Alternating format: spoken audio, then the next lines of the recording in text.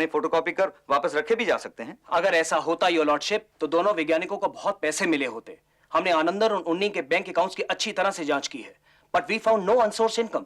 ऐसी रकम रखने के और भी तरीके होते हैं। जाहिर है योर लॉर्डशिप, हमने जमीन, जेवर, जायदाद, हर चीज की जांच की है, मगर हमें वहां पर उनकी इनकम से ज्यादा कुछ भी नहीं मिला।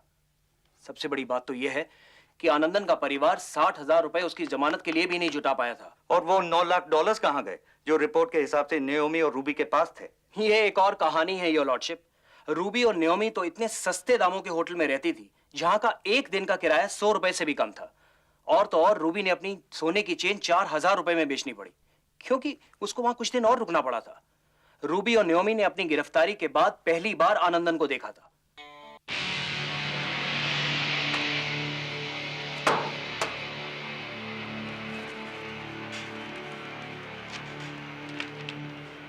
Renowned scientists sell secrets. क्या बकवास है ये? मैंने कब कन्फेस किया? तो आप कर दो कि तुमने डॉक्यूमेंट्स बेचे। देशद्रोही के रूप में तो तुम बदनाम हो ही चुके। अब दुनिया से क्या डरना?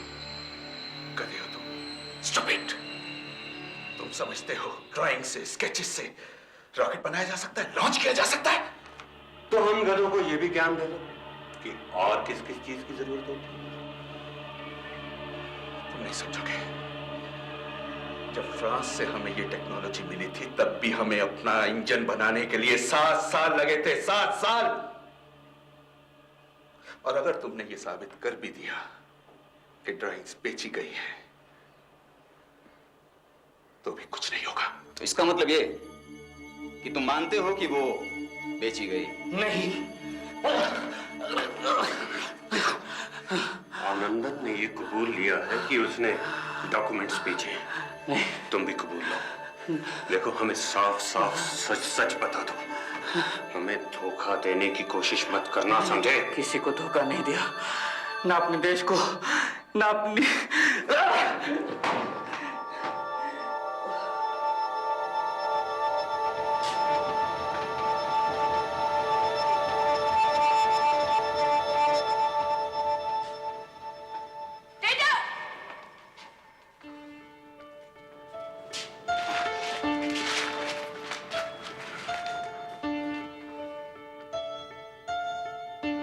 अकेलेपन, लोगों के ताने और मानसिक दबाव के कारण उन्नी की पत्नी विजया ने आत्महत्या करने की कोशिश की, लेकिन उसे बचा लिया गया। दोनों वैज्ञानिकों के खिलाफ लोगों में बेहद गुस्सा था। आनंदन के घर की बिजली भी काट दी गई। इन वाकयों ने आनंदन के परिवार को हिला दिया।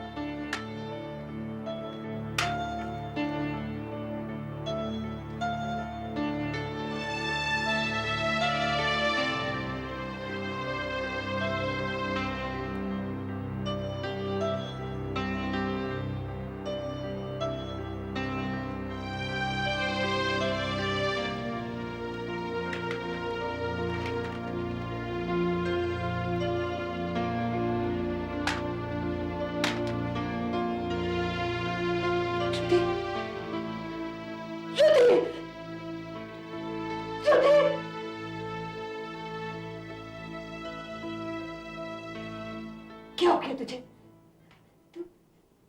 तू बोलती क्यों नहीं?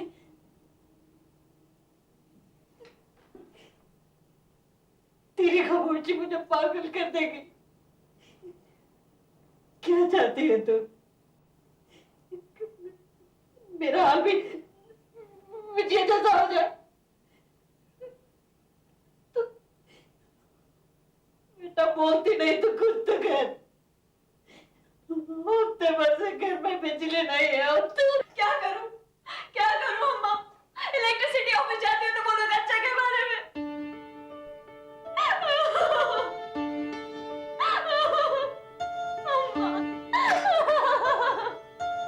अंगूठी निकालो। खबरदार, ये मेरी माँ के मंगलसूत्र से बनी है।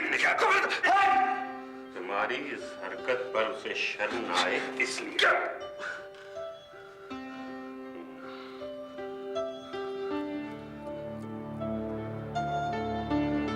ठीक है, जब तक तुम ये चीजें मुझे वापस नहीं करोगे मैं पानी तक नहीं पीऊंगा। मैं तुम लोगों का जीना हराम कर दूंगा। आनंदन ने घुटने टेकने से इनकार कर दिया, जिससे इंटेलिजेंस ब्यूरो झुंझला गया। उसे आनंदन से इस षड्यंत्र में कुछ बड़े लोगों के नाम मिलने की उम्मीद थी। दूसरी तरफ केरला पुलिस को लगने लगा कि इस केस ने ज्यादा तूल पकड़ लिया है।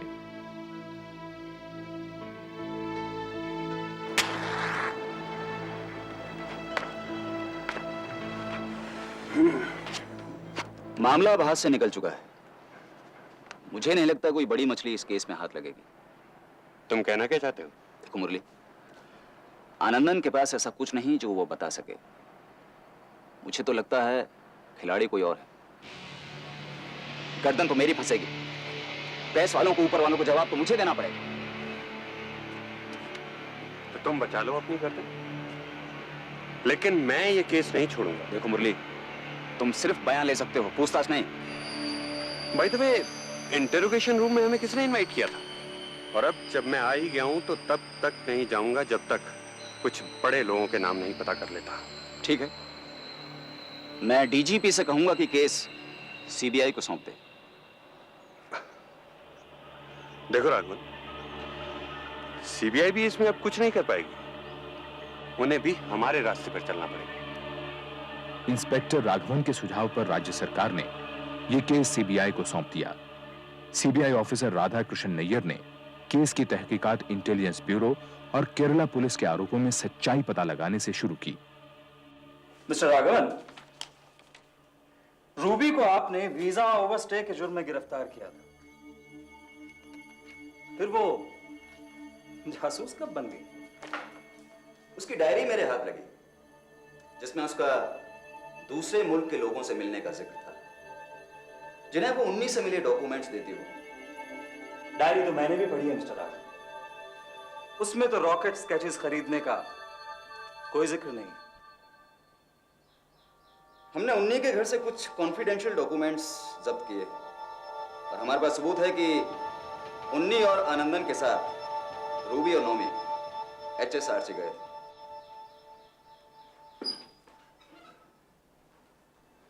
बिना सबूत मैं किसी को गिरफ्तार नहीं करता मिस्टर नायक।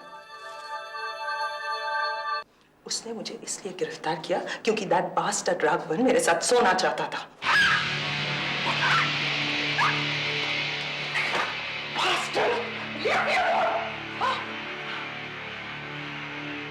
लेकिन जुर्म कबूल करने के बारे में आप क्या कहेंगे? ये सिग्नेचर आप ही के हैं ना? 17 दिन, ब्लडी 17 डेज कोई आपको ऐसे लटका के रखे, आप क्या कहेंगे? मैं साइन नहीं करूंगा। अगर तुमने स्टेटमेंट साइन नहीं किए तो बर्फ पर लिटा दूंगा। एक एक करके नाखून निकालूंगा। वो डॉलर्स नौमी की बेटी के एडमिशन के लिए थे। लेकिन आपकी बेटी उस स्कूल में नहीं पढ़ती। माँ को भारत का दुश्मन समझकर मेरी बेटी को उन्होंने स्कूल से निकाल दिया। आपको कैसे मिलती वहां पर?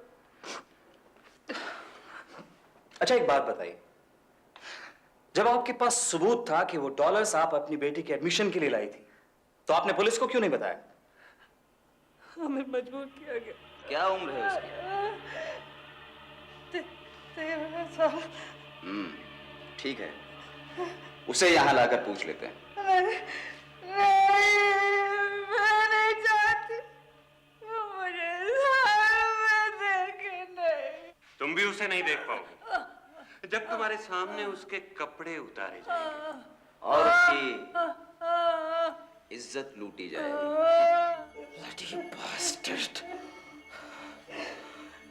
बाहर निकलते ही इस टॉर्चर के बारे में बता दूंगी, सबको बता दूंगी। बड़ी 24 घंटे अगर इसके अंदर तुमने अपना जुर्म नहीं कबूला तो तेरे नंगे बदन पर केकड़े छोड़ दूंगा। झूठे बयानों पर साइन करने के अलावा हमारे पास कोई रास्ता नहीं था।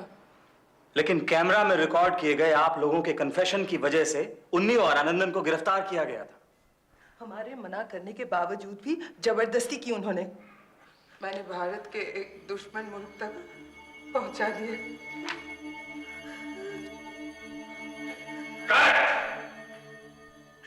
क्यों झूठ बुलवा रहे हो हमसे?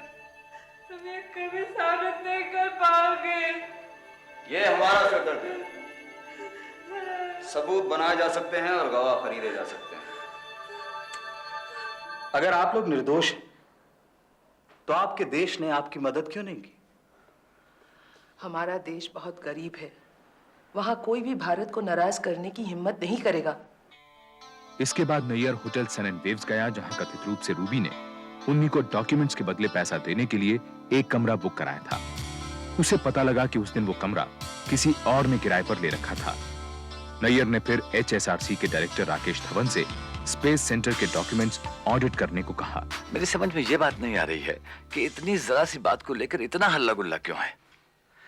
आउट ऑफ 38,000 सिर्फ 254 डॉक्यूमेंट्स नहीं मिले और उनमें से कोई भी पेपर किसी खास सिस्टम का नहीं है और लिक्विड इंजन का तो कतई नहीं है। लेकिन धवन साहब, उन्नी के घर से जब्त की गई वो सीक्रेट और कॉन्फिडेंशियल फाइल्स। कैसी बात करते हैं? आपको शायद मालूम नहीं कि स्पेस सेंटर में हम किसी भी डॉक्यूमेंट को सीक्रेट या कॉन्फिडेंशियल नहीं मार्क करते हैं। अच्छा मिस्टर धवन, 12 अक्टूबर को आनंदन और उन्नी रूबी और नयामी को स्पेस सेंटर दिखाने लाए। रूबी ने अपने बयान में ये माना है कि उसने स्पेस सेंटर के अंदर कुछ फोटोग्राफ्स भी खींचे। नहीं हो सकता। पहली बात तो यह है कि हम स्पेस सेंटर में प्राइवेट कैमरास को अलाउ ही नहीं करते हैं और दूसरी बात, ठहरिए, लेट मी चेक।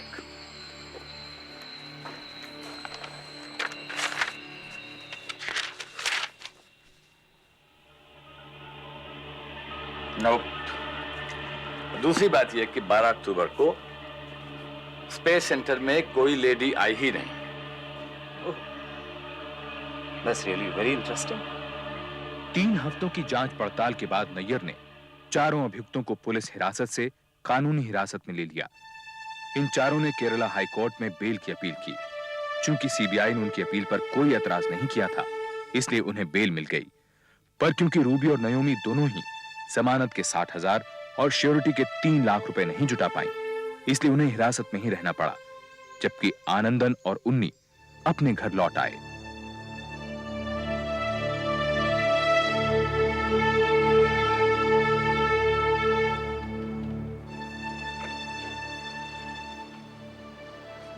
अच्छा, मैंने अम्मा को नहीं बताया।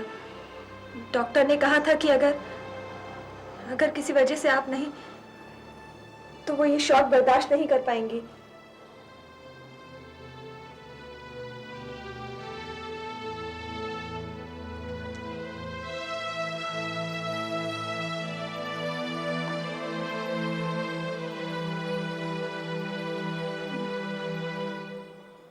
लक्ष्मी, लक्ष्मी,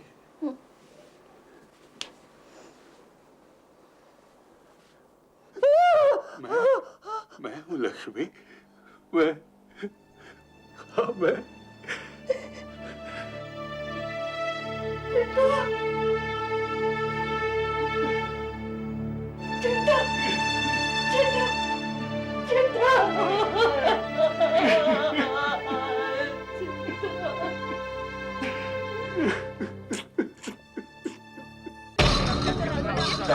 मीडिया ने मानो अब अपनी गलती सुधारने के लिए चारों अभियुक्तों के साथ सहानुभूति दिखानी शुरू कर दी। उन्हें विक्टिम्स की तरह प्रोजेक्ट किया जाने लगा। हर अखबार और मैगजीन में रूबी और नयोमी पर पुलिस टॉर्चर के आर्टिकल छपने लगे। इसी सब के बीच 1.5 साल की जांच के बाद नैयर ने सीबीआई की विशेष अदालत में क्लोजर रिपोर्ट पेश की और इन चारों अभियुक्तों के लिए एक वकील नियुक्त किया।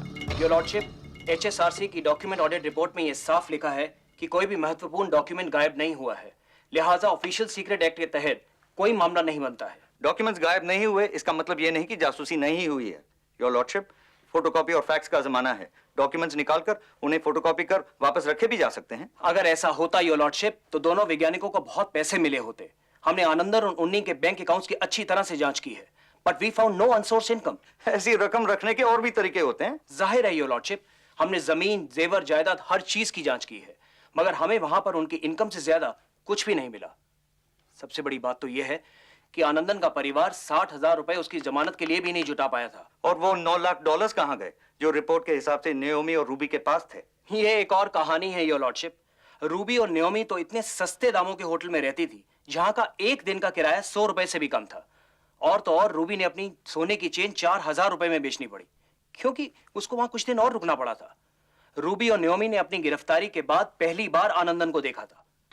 इस नाटक के शुरू होने के 16 महीने बाद विशेष अदालत ने चारों अभियुक्तों के खिलाफ जासूसी के आरोप खारिज कर दिए, लेकिन इससे नाखुश केरला सरकार ने इस मामले की और जांच करने का फैसला किया। दूसरी तरफ सीबीआई और चारों अभियुक्तों ने केरला सरकार के इस कदम के खिलाफ सुप्रीम कोर्ट में स्पेशल लीव पिटीशन दाखिल की।